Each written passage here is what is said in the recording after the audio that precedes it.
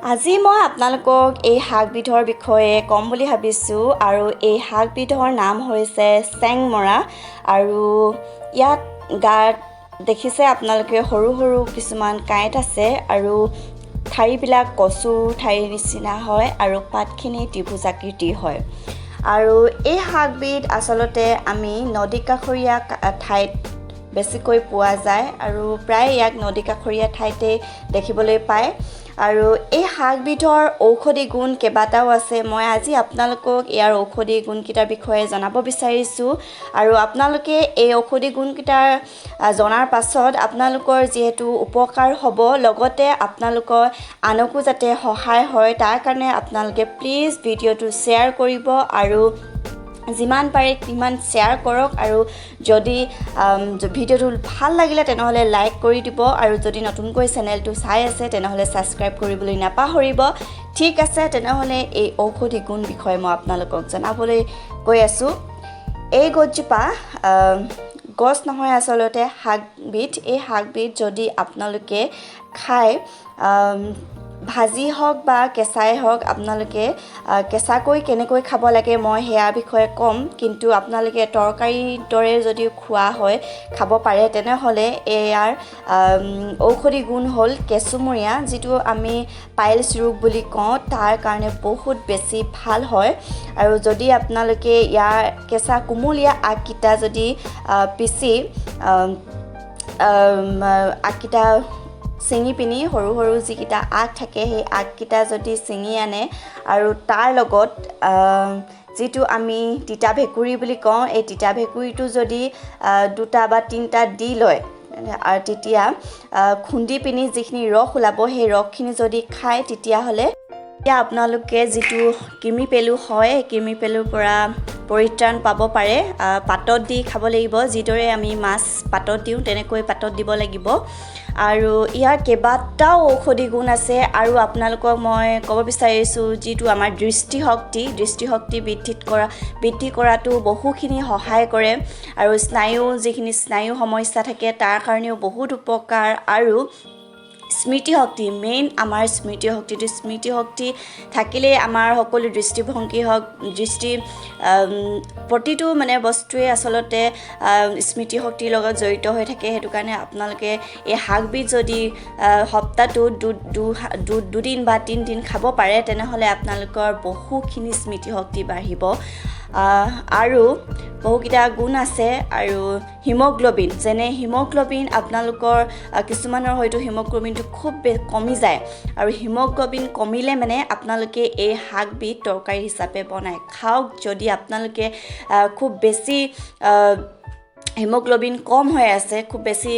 আপোনালোকে যদি কেঁচুমৰীয়া খুব বেছি প্ৰব্লেম দি আছে তেনেহ'লে খাব পাৰে যদি আপোনালোকৰ স্মৃতিশক্তি কমি গৈছে তেতিয়াও আপোনালোকে খাব পাৰে যদি আপোনালোকৰ দৃষ্টিশক্তিও যদি কমি গৈছে তেনেহ'লে আপোনালোকে এই শাকবিধ খাব পাৰে আৰু মইতো আপোনালোকক কৈছোৱেই যে ভেকুৰী আৰু এই চেংমৰা যি আগ থাকে সৰু সৰু কোমলীয়া আগ সেই আগকেইটা যদি পাতত দি আপোনালোকে খাব পাৰে তেনেহ'লেও আপোনালোকৰ কিমি পেলুৰ সমস্যাটো দূৰ হ'ব আৰু ইয়াৰ আপোনালোকে গম পালে মই আজি আপোনালোকক কেইবাটাও ইয়াৰ গুণৰ বিষয়ে ক'লোঁ যিহেতুকে বহুতে হয়তো নাজানে বা ময়ো নাজানিছিলোঁ কিন্তু মই গম পাই ইয়াৰ শাকবিধ খুব বেছি খাবলৈ ধৰিলোঁ ঠিক আছে আপোনালোকক আজি এইখিনি মই ক'লোঁ আৰু দেখিছেনে এই শাকবিধ কেনেকৈ ধুনীয়াকৈ কটা হৈ আছে আপোনালোকে এনেকৈ কাটি ল'ব পাৰে ইয়াত কিছুমান আঁহ ওলায় আপোনালোকে আঁহবোৰো এৰাই ল'ব